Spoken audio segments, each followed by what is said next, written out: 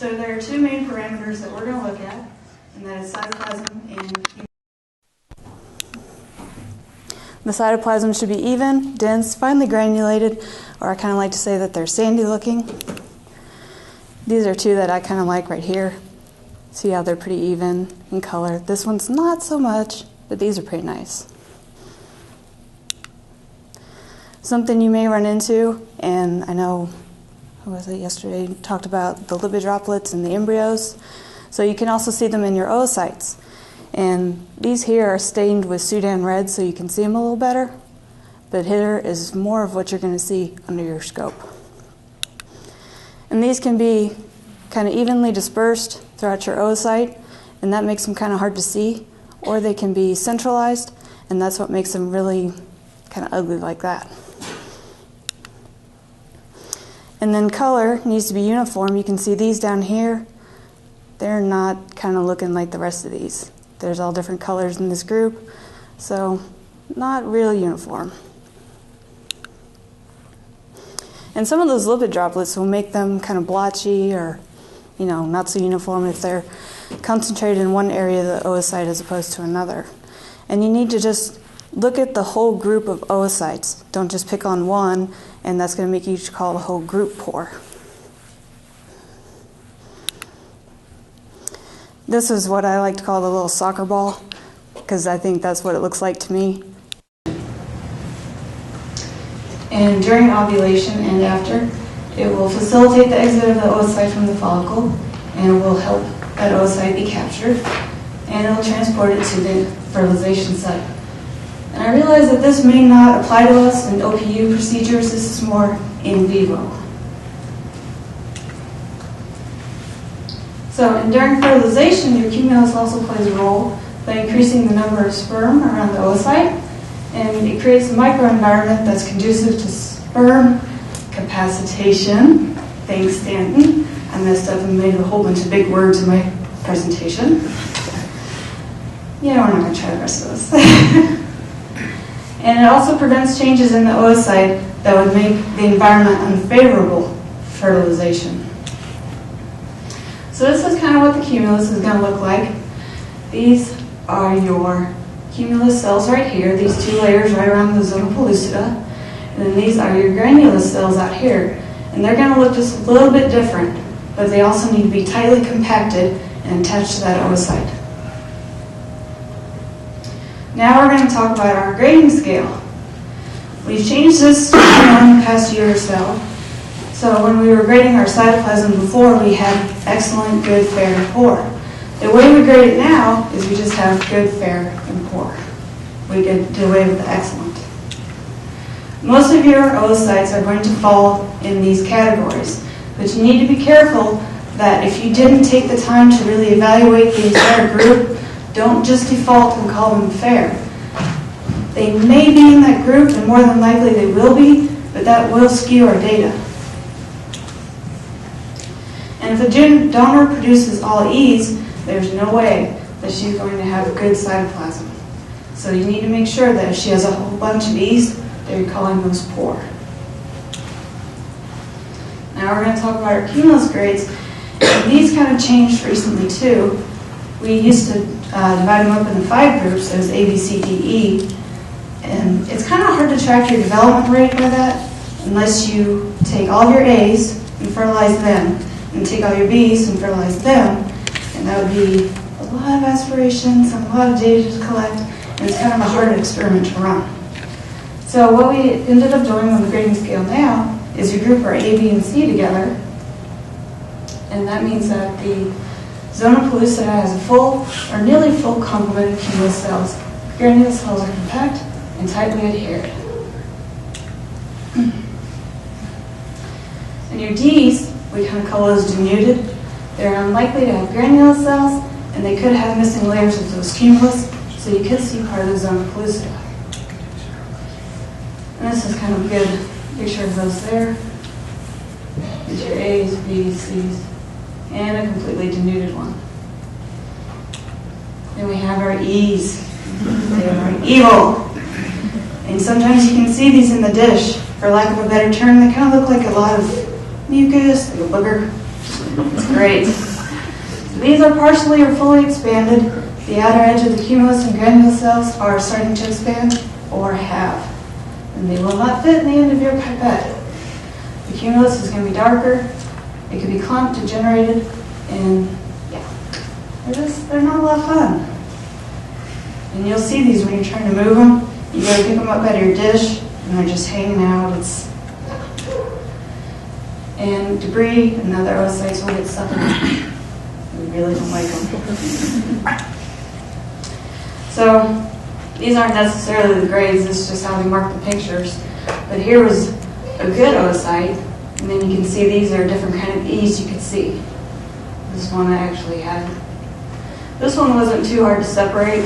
You can kind of take your pipette and push down right here and separate that off if the donor didn't have a lot of oocytes, so you could save this. So what are we going to do with these evil things? If they're really huge and expanded, don't put them in mat, especially if she has a lot of other good oocytes. And what I always tell myself is if that big E is going to jeopardize the other oocytes, it's not worth it.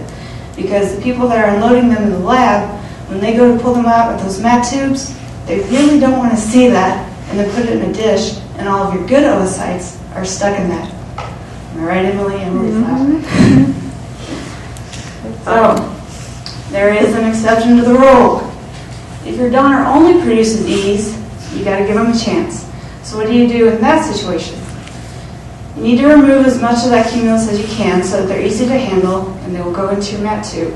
So you can use your pipetter, and what I like to do is I draw out the E, the oocyte, into my pipetter, and then you can gently hold it vertical and apply light pressure, and that'll kind of slice that side or the expanded cumulus off of that. I've also used 2 needles and kind of cut a square around the oocyte to get that cumulus off of there. But you have to be careful and don't damage it. If you're having a yes, Matt? So, from what I'm hearing you say today, Mm-hmm. on E's, I'm only asking this because this is a confusing part from a veterinary standpoint. Okay. So, from what I'm hearing you say today is that you shouldn't include E's and unless you have low oocyte numbers. Is that your suggestion? That's what I do. Okay. Does anyone else? So, I'm going to give you an example from last week. We had a donor with 54 oocytes, 14 of them were E's. Should we have thrown out all 14 of those? I don't know. I furted it too with 14 E's just to try to see what, and I didn't get anything. I didn't get a single embryo back. Yeah, and I've been told to keep them, put it in another tube. What we do, we'll keep the E's. I think there's very few that we discard unless they're dead, degenerate, and dying. Mm-hmm. There's some that you can't even get in your pipette. You know, you're sitting there trying to break it up. I use the screen a lot on our filter dishes, and I'll rub that cumulus kind of on there and try to break it up, kind of like what you were saying. We don't discard a whole lot of E's unless they're just really, really bad. Right. I think this it depends on. I'm not agree with that. If we see an E, throw them away. E's actually. Can you go back to the pictures? You have those E's. Actually, E's here. E's are at a different stage of E's. When ovaries were. Mom, you need to get on the microphone so that we can get it recorded for Sarah. If you could, please. Thanks. When the ovaries are stimulated, the follicles start to grow. Those follicles which are more advanced, they are going to become the dominant follicles. In those dominant follicles, sometimes the oocytes start to mature. When they mature, the chemical cells start to expand. They become an E. If these oocytes from this cycle of stimulation of microwave of the molecular wave, and that will look like the one pictured C. That's more bright color. You can see cells that are very even color. Those you can determine that the E's come out from this cycle. some of them still not really mature enough for fertilization yet, so they can be mature the next day, similar to other APCs. So for those, we try to collect them. In this picture here, I would say this one, if you see a color like that, very even gray color, those actually, they have potential to become embryos.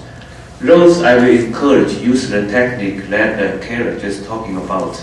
Use a pipette tip to get that part. Just get those individual packed tips. They're big enough to cover about this size. You just use the tip. Just try to get the oocyte with some cumulus go into the tip and then put it 90-degree vertical against the bottom of the plate, and then just scratch for a couple runs, and then in the meantime you spray a little bit up into the tip. Most of the time you can cut the whole piece, nice round piece out of it. That piece is not that big, so it's not affecting anything. The next day the lab technicians take them out from the tube. If the yeast like this, we have 3 yeast here. Very nice job. We have 3 stages of yeast. If this follicle, we didn't spray them or they did not get ovulate this time, the next cycle when we stimulate the ovaries again, we will get a look like this. They have spotty, those dark, agglutinated cumulus cells. Not like this. These are individual cells. This we have some cells they agglutinate together and they look darker. This would be like something like this was not get aspirated or not ovulated last time, so they become like this. These have almost no chance to become embryos. And one more cycle, if this still cannot get out, the cells around this going to start to collapse to become a very tight mass. And this become older. And if beyond this, what's going to happen, sometimes you see those very smooth, a piece of very dark cumulus cells. Doesn't have really individual cells around, just solid piece like a rock. And then you have a deformed oocyte attached to it. The oocyte not even rock. Those are older. And when you grade it, you need to be very careful.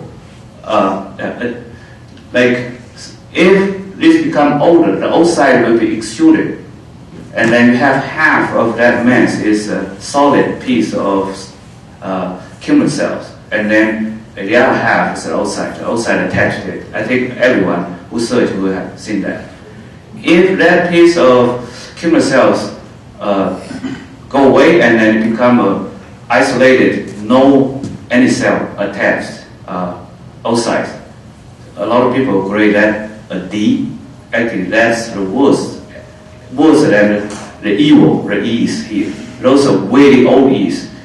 So when you grade it a D, actually, I don't agree that a D is totally denuded. If you see a D, denuded oocyte with nothing on it at all, actually, that's a very old E. It get out from there.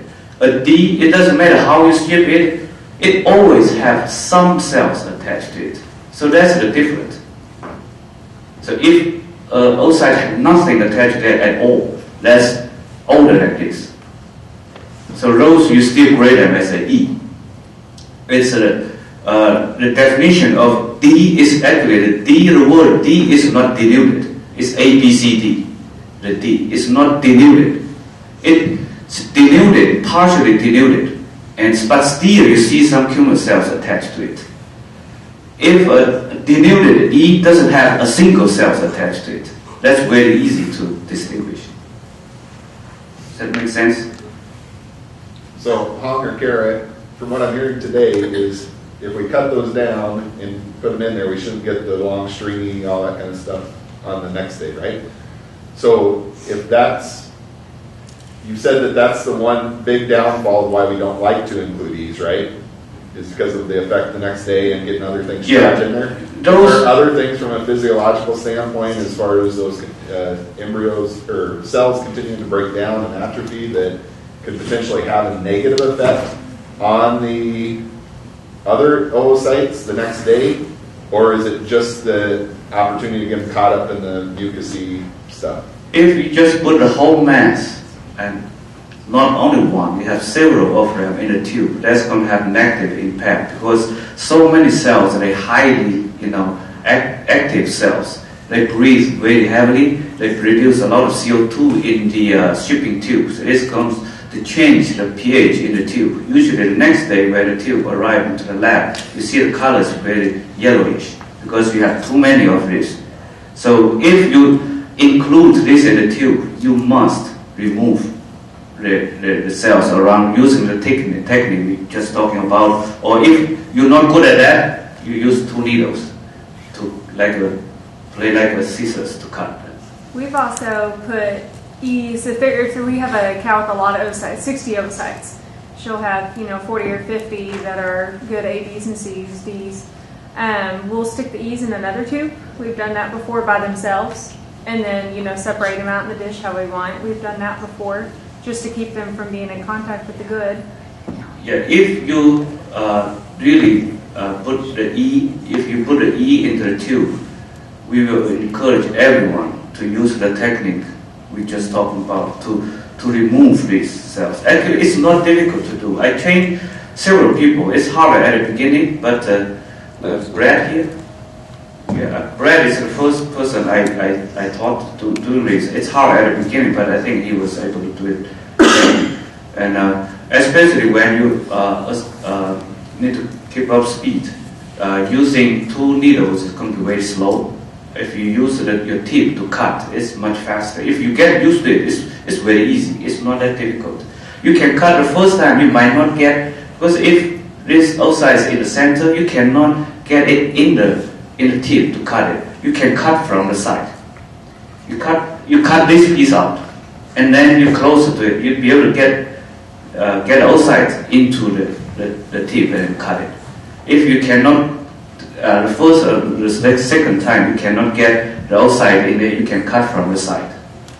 So we encourage to have this pale-like looking, like even color is in. Actually, I learned this when I was in Texas in 2005, 2006. We went down there to do a lot of OPUs. Just one day we have most of oocytes just like this. I don't know what happened that day. So if we discuss that, we have nothing. So that day we cut a lot of them. Then we did IVF. We have good results. So that's telling us these kind of E's, they make embryos. Are those E's, are they coming from the large follicles or the smalls or? Sometimes doesn't matter size. Okay. Some small size, like that time when we were in Texas, I was doing the lab work for cows. I asked him the size, he said they look the same. Okay. And then Emily, when you guys sorted off your E's separate, did you fur them differently too?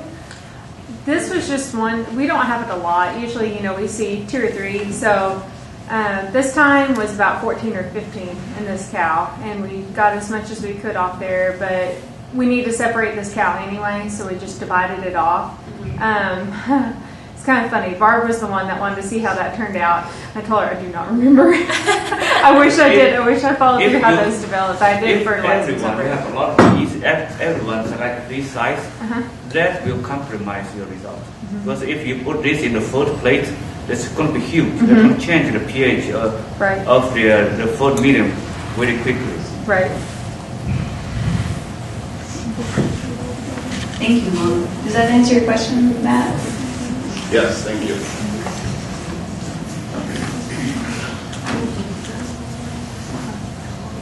Okay, so that brings us to, if your donor does make a lot of oocytes, you will need to split. And the reason why we split is kind of what Hong just mentioned. All those cells in there change the pH in that media, and you'll see the color change from red or pink to orange or yellow. So the way that we split them is if your A's and your B's, you add those up. If you have 25 or more of those, because that's where a lot of your cumulus cells are, that's when you need to split. And you need to be sure that when you're splitting them, you're not just putting your ABCs in one tube and your Ds and E's in another. You need to split your entire group equally between tubes. I'm Sure. so glad Harry's here. Karen? Yes. I have a question. So when we're splitting those, when they get back to the lab, are they just putting those back into one FERT dish, or are they like, does the client get the option to FERT to 2 different bowls? We provide our client the option to FERT to 2 bowls. I usually communicate that with Stanton, Iowa. You guys. You hit it on the nail. Only if you communicate it back to your CSR so they can make the decision before the critical time period, right? Right. We split a lot. I guess I don't know, like after that point, like I usually let our CSR know right away. But If your CSR knows right away, they should be making a call to see if the client wants to split, if that's an option. Or okay, I just didn't know what they end up doing. And I think it depends too, Katie, on how many sorts they have for the day. You know, if they're able to add, or if it is a sort, I guess, but, you know, if they're able to add it. But just, yeah, I guess what I've been told is just because they do split, they don't always choose to do that. But if they don't choose to use 2 bowls, do you put all the oocytes in one FERT dish, or do you put it in 2 bowls? What do you, I guess, how do you guys, if you've got more than 25 oocytes and they decide not to split, will they put all those together to FERT, or will they separate into 2 different ones? If not split, usually they put them together because for fertilization we have different size of jars. So if they put them together, just put in a bigger size, so that we still be able to fertilize them by pulling them back. Answer your question? That- Texas, so I different, guess- right? Texas is different. We have a lot of no, beef. Maryland. this- Yeah, that's about the Maryland is same. separate. We fertilize them separate, right? If there's a lot, yeah. 60 or something, isn't it? Yeah, something like I think that. they'll combine up to 60, and I guess depending on the donor, but. And how much cumulus too? So is this the equation that everybody is using to split? Because it's not what I'm seeing What do we do? on site. That's what we use in Missouri. Yeah, that's on the problem. Yeah. Because I'm seeing people put 30, 38, 40 oocytes in there if there's a lot, if they're poor quality or lots of Ds and that kind of stuff. They're only splitting based off cumulus. This is just Cumulus. It's Oh, Yeah, if you're I A got and B that. quality, Didn't it's get that 25 or part. more. Sorry. then- Does that make sense now? Okay. It's by the total mass. How big the mass is, it's not just by the number of oocytes. I missed that part. I think some of it's going to be based off discretion too, because we might have less than ABs, but we might be at 35, so I'm still going to split those 2, and you know, if they look good, we're going to offer to the clients to do bulls. So I think the embryologist's discretion, don't you think, is pretty much. Yeah, because a lot of clients, they know up front that they have a donor that produces a lot of oocytes, and they already have in their mind that they want to use 2 bowls. We have a lot of clients split 20, 25. I mean, we split a lot, especially with all the American stuff. Yeah. We have a lot of above 50s and 60s. American But I cattle. think But they're talking about American. They're not talking about. No, I'm just saying we get a lot of our clients. But we split them a lot. I think you made a good point that it is vital that you communicate this to the client, to your customer service team, so that you have a second bowl choice in mind and the client has the semen there and available, and the lab can handle an additional sort or if it's just conventional. Make sense? Okay. So we did a comparison of our old grading system compared to our new.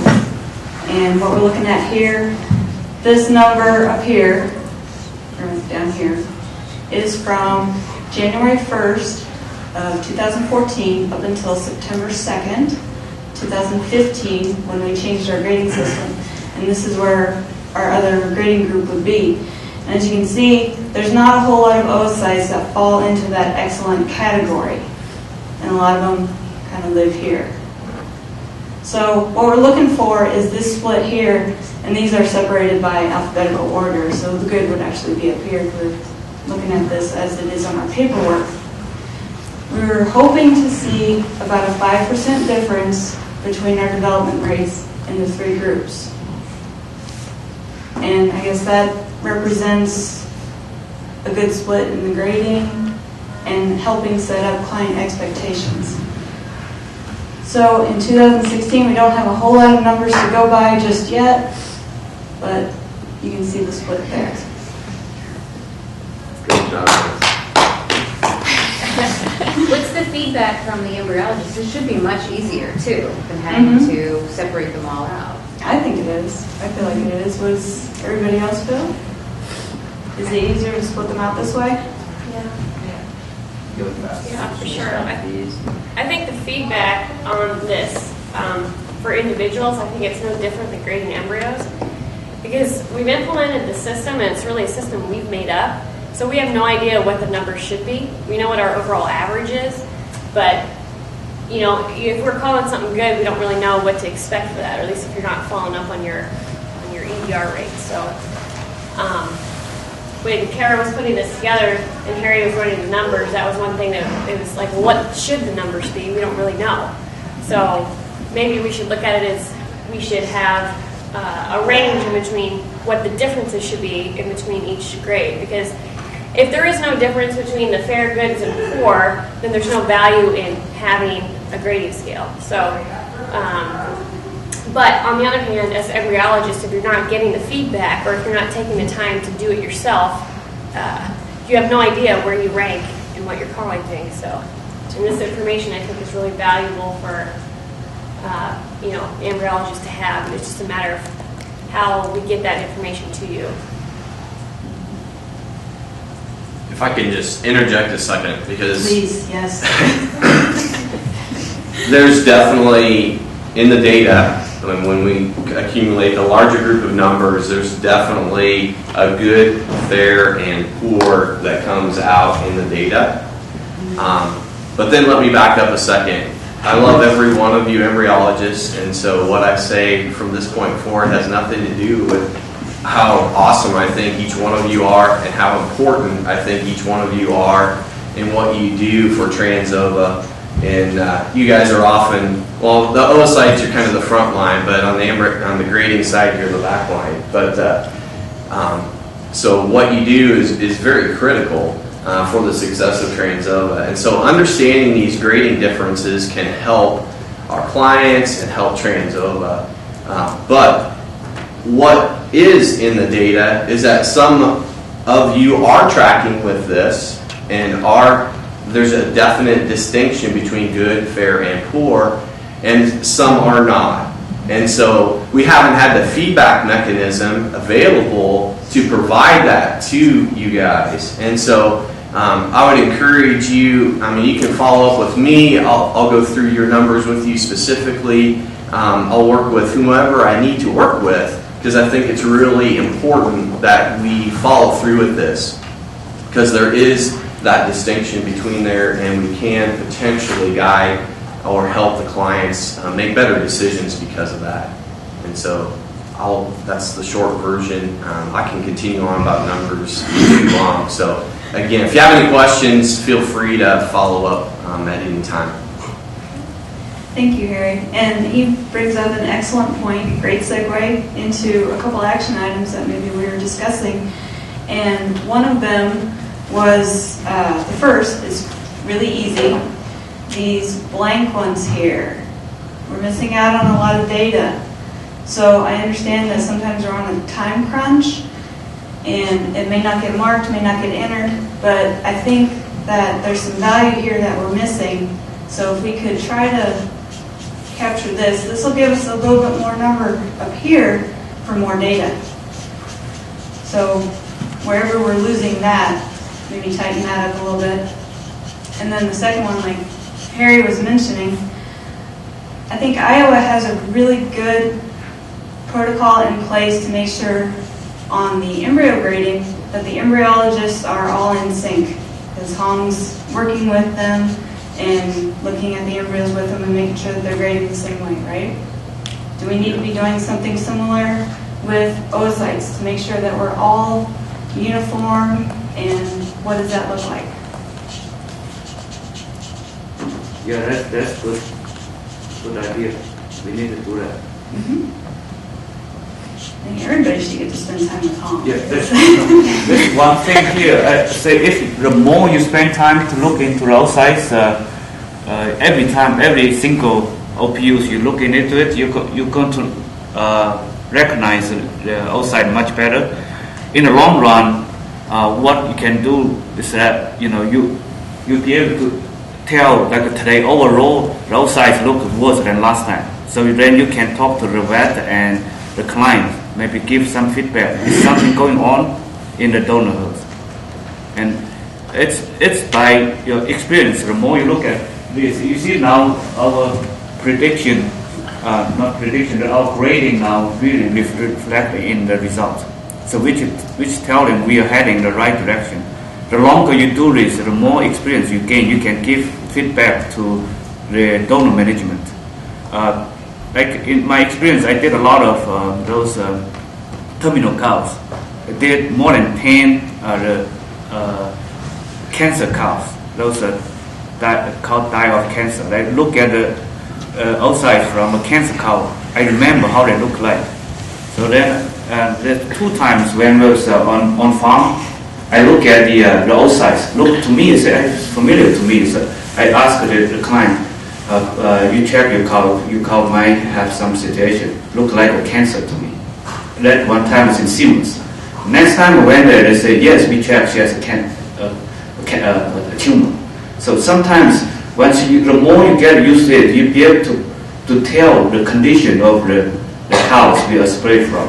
So it's not, I'm not telling you go just tell the clients what's wrong with your cows. So you gotta have general information. If this time you say overall the quality is not good as last time, is something going on?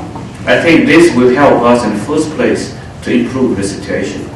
I would encourage first talk to the vet who you work with. The vet will have kind of feeling when he aspirates too. He or she aspirates. And then if we catch up the information in the first place, I think that will help us to solve the problem. Yeah, I do that a lot when I go to different places. When I see something different, I always ask the client, you guys have something different in your donors? It's a lot of time it matches. Today we just, this batch of donors, they just come from like what kind of conditions, or past several weeks it's so hot or so cold or whatever. So I think it's very useful information.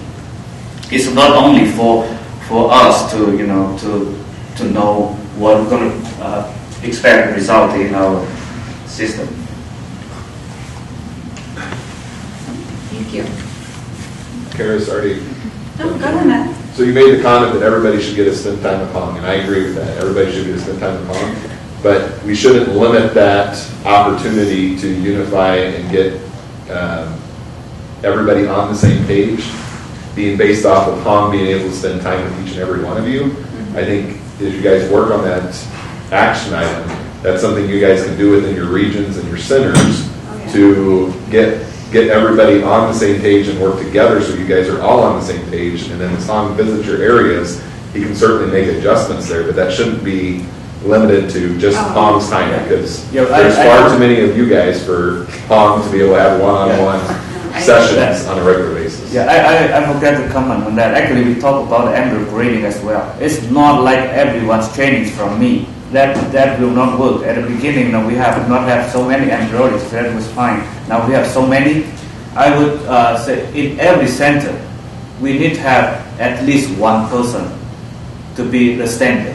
So this one person we can occasionally send to Iowa. So we will work together to make sure this main person in different places use as a ruler, a standard. We are on the same page. Then start from this person to train others. So then we keep all the centers work the same. So it's not everyone trained by me. Right. No, I agree.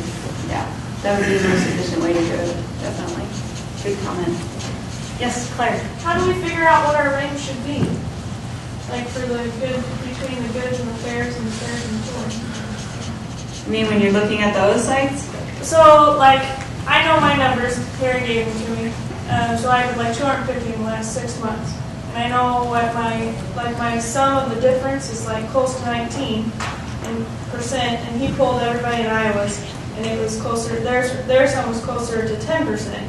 So they had about 5% difference between the 3 grades. So does that mean that I'm grading too hard, or do we have a standard for what it should be in between it, or how do we get there? It'd be like a self-check, basically. I think the more you get everybody on the same page, that's where everybody's numbers should be similar. If you get somebody that deviates from that, then they're not on the same page. But should we have a goal of what that should be?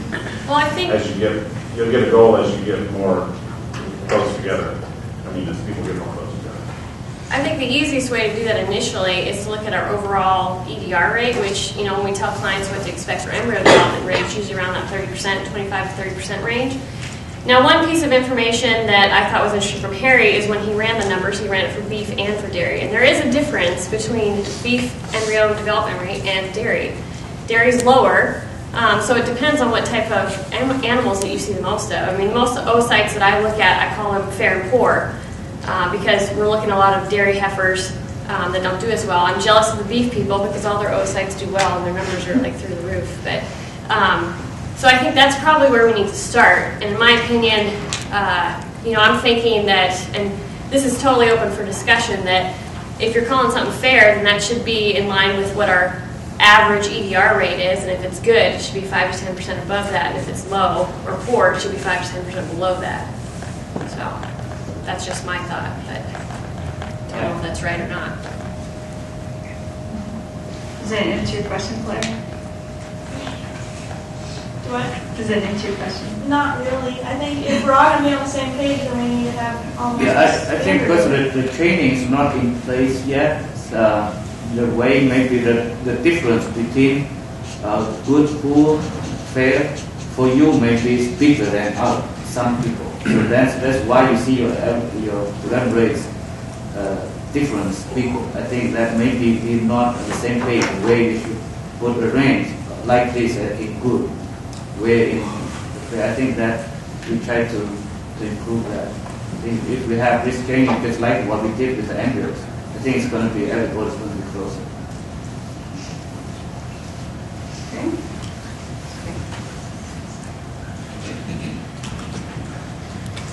So I just wanted to know some of the sources I used because I felt like these were really good papers. If you guys get a chance to read them, I highly suggest you look them up because they describe in detail a lot of the talking points I just hit. And then, of course, the old standard Emily's. So, lots of good discussion, and I think that's a couple good action items so that we can all be really informed.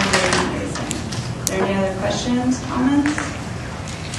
The only other comment I guess that I have was rather than knowing what the numbers should be as far as if you should be seeing 30% at this range and 40% on the good range of things, I guess I'm a little bit, I don't know if it's the right thing to do to assign a number percentage-wise for what we should be calling good, fair, and poor, but more of a range. I mean, if you look at if you look up anything about embryo grading, nobody really talks about what the number should be when you call something a grade 1 versus a grade 2 or a grade 3, but they do talk about the range and the differences between the 2 grades of what they should be. So,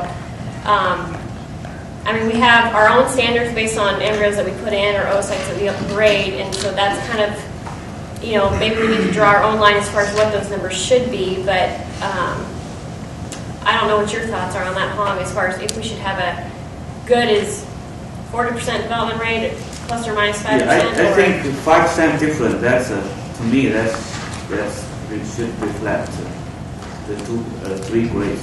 Yeah. And the other part of that too is making sure that you're looking at donor histories when you're filling out your oocyte forms. There's a lot of information there. A lot of donors are very consistent with what they produce. Certainly there's variation with the bulls that they use, but I use that information a lot when I'm grading oocytes to see what I called them last time, how many embryos they produced, and what their EDR is. And that helps me when I'm looking at the oocytes also take another piece of information to help me grade those oocytes. So that's another checkpoint. But where grading is really important is when you have those donors that don't have history. It's the first time they've come for the shoot, and you've got to call them good, fair, or poor. And then, of course, you always have the clients that are right after that that'll say, well, I want to use really expensive semen on this. What should I do? If this was your donor, what would you do? And, of course, I call them fair. And so I'm like, well, if this was my donor, I would use the less expensive semen, but I'm the more conservative type. But I do expect some embryo development out of this. And he's like, well, I'm kind of a risk taker, so I'm going to use the expensive semen. I was like, oh, Lord. But and it turned out okay on that. So, but certainly, and if you do, it's just a matter of following up on that. If you called something fair last time, but they did better than you thought, then that's another piece of information you can use for grading down the road. I think the 5 is a good benchmark, and I think to get to Claire's point, if that gap is 10, it's almost like you are being too harsh, and so I think dialing in that 5 to 7.5% range are good benchmarks. And then the flip side of that is when they're level or to the negative, then there's some training and clarification and working with the lead person that Hong was alluding to, identifying that person and working with them, and the cytoplasm quality lead or embryo grading lead, the same pattern would apply, is that you have that person that's your expert locally that you can work with, hopefully, and as we roll this out in the action items, hopefully that person will get identified, and we can start that dialogue and working with it more as we learn more. I think it's huge to communicate with your vet too. I know we had a donor that came in right after she had been to their vet clinic. She had something going on, I forget what she had. But we went ahead and did the aspiration. I got the oocytes. They looked okay that day. And, I talked to the client and said, they look fine, but I still wouldn't use your expensive semen. And they got pulled out the next day, and they actually had bacteria in the oocytes with whatever she had. And they ended up, I don't think they furted them, but it was kind of, if I didn't know that donor was sick, I would have called those probably good quality because they looked really nice. But the next day, they were bacteria and dead, and so I think that's a huge thing.